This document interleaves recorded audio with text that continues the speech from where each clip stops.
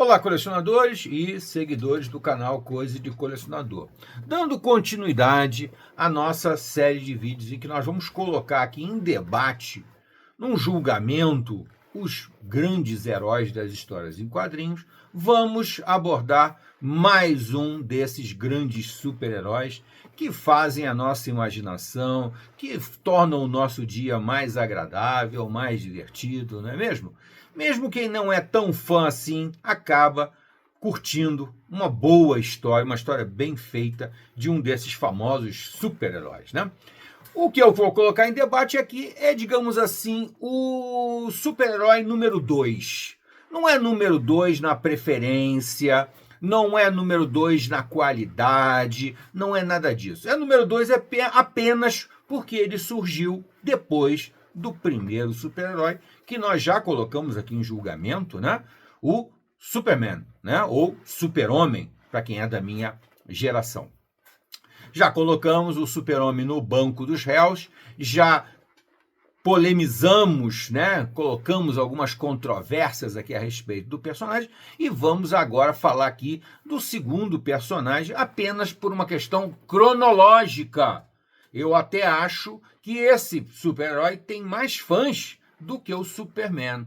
É o Batman, né? O Batman é uma preferência mundial, né? Eu acho que o Batman, em determinado momento, superou o Super-Homem, ou em vários momentos ele acabou superando a fama do Super-Homem. Eu, pessoalmente, dando apenas um depoimento pessoal, aprecio um pouco mais o Batman do que o Super-Homem, falando dos personagens que deram origem a tudo isso aí. O Batman não é um dos meus personagens favoritos, como o Super-Homem também não é. Mas eu respeito principalmente a história deles, porque é a história que deu origem a tudo, não é mesmo? Então eles têm que ser respeitados, têm que ser estudados, têm que ser analisados, dissecados e até usados como inspiração para muita coisa, e já foram usados para inspiração de muita coisa, né? O Super-Homem foi a inspiração de tudo que veio depois dele, né? Nos anos 40, e o Batman é uma inspiração que, de certa forma, demorou a dar certo, né? Se você pensar no Batman dos anos 40, é lógico que ele fez muito sucesso nos anos 40. Se eu não me engano, o Batman é de 1939 ou 1941, por aí. Ele é logo do início também, é um dos pioneiros, né? Mas ele nasce bem diferente da fórmula do Super-Homem, porque o Batman nunca teve superpoderes. Tanto é que quando eu falo do Batman, eu falo com um pouco de cuidado nessa questão de super-heróis. O Batman é um super-herói no conceito da palavra? Não sei. Talvez em termos de inteligência, porque ele é, sem dúvida nenhuma, o grande detetive, né? O cara que tem uma mente muito mais aguda, muito mais minuciosa, muito mais detalhista, né? Que trabalha de forma proativa, que é uma coisa que eu acho fantástico, né? O herói que não é só reativo, que não só reage quando a coisa complica, mas que está sempre preparado para o que pode acontecer, né? O Batman, de certa forma, é uma inspiração para o Homem de Ferro, não o Homem de Ferro, mas o Tony Stark. Tony Stark é o grande visionário, né? E esse sim, um dos meus personagens favoritos. Um cara que é proativo, que está sempre preparado para o que pode acontecer. E com o Batman foi feito basicamente a mesma coisa. Não lá no início, nos anos 40, mas mais atualmente, ele é sempre o cara que tem uma carta na manga, que tem algo a mais, que tem que ser consultado em momentos de grandes crises, de grandes eventos, de grandes problemas, porque ele é o cara mais inteligente do universo da DC Comics. Isso aí, né? Tem outros até que são muito inteligentes, são cientistas, são brilhantes, não sei o quê, mas o Batman é, sem dúvida nenhuma, a mente mais aguda, o mais, vamos assim dizer assim, cruel na sua maneira de encarar a realidade. Ele encara a realidade de frente, de peito aberto e de uma forma normalmente extraordinária e surpreendente.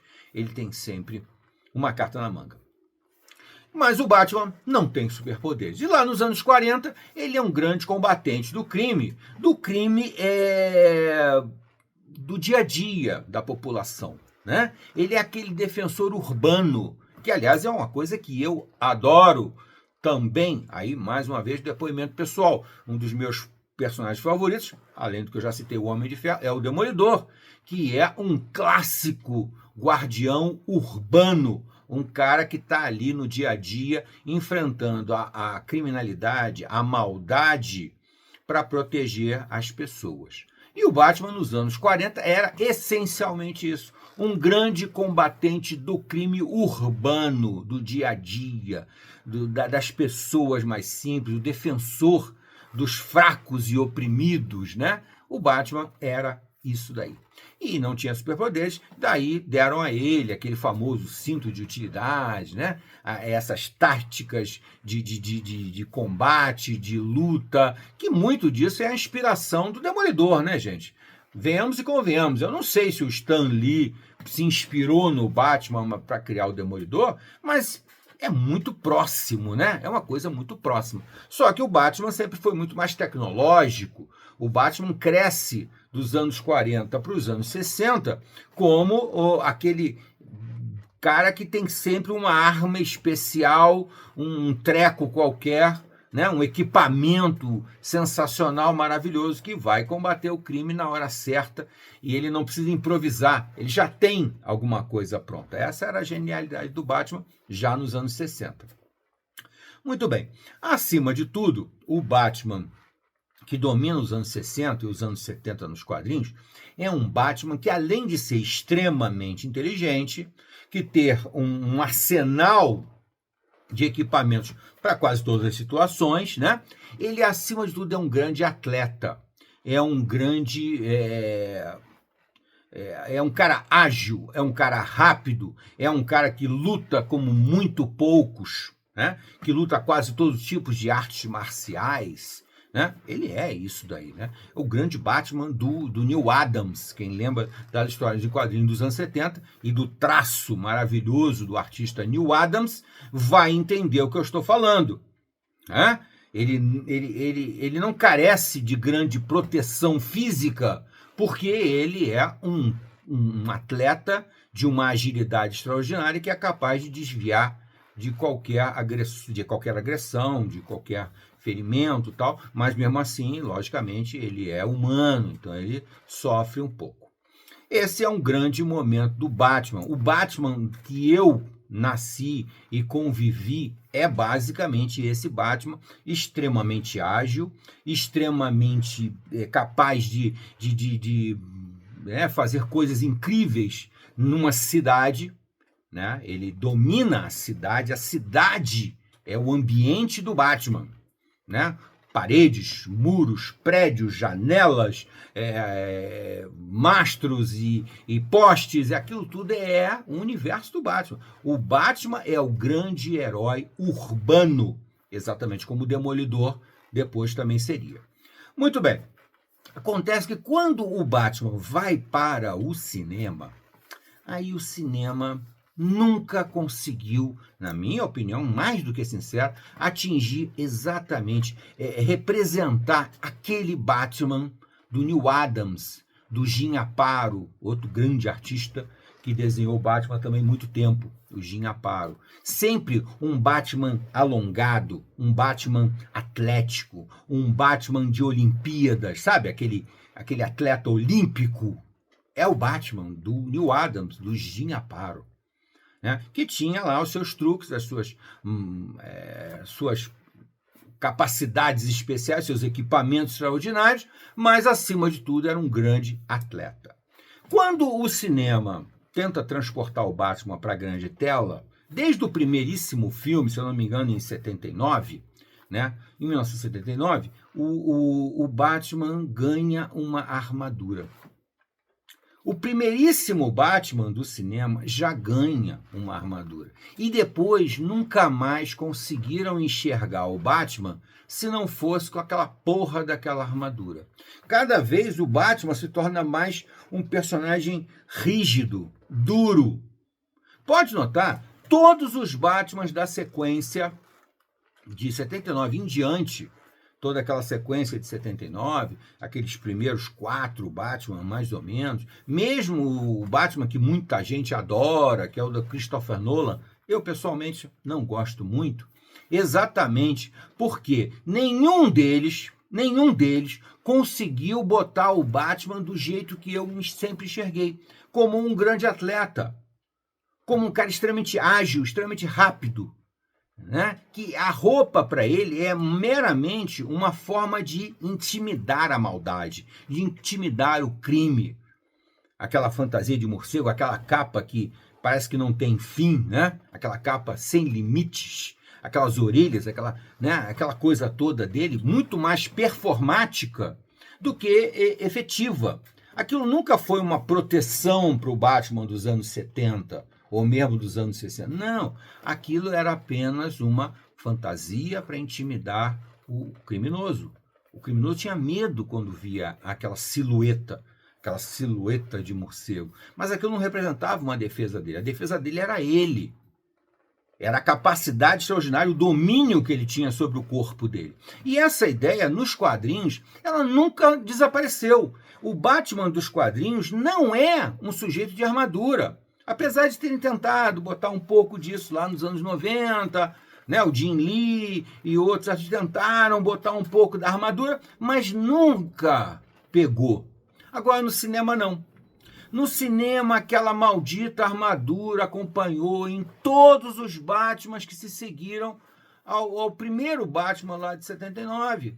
Sempre uma dificuldade enorme do ator, do personagem, se locomover, movimentar a cabeça. Movimento de cabeça do Batman não tinha. O Batman olhava assim de lado. Não tinha movimento. E isso se tornou uma marca horrível para o personagem, aquele excesso de armaduras. Nenhum autor que roteirizou para o cinema teve a capacidade de dizer, não é isso.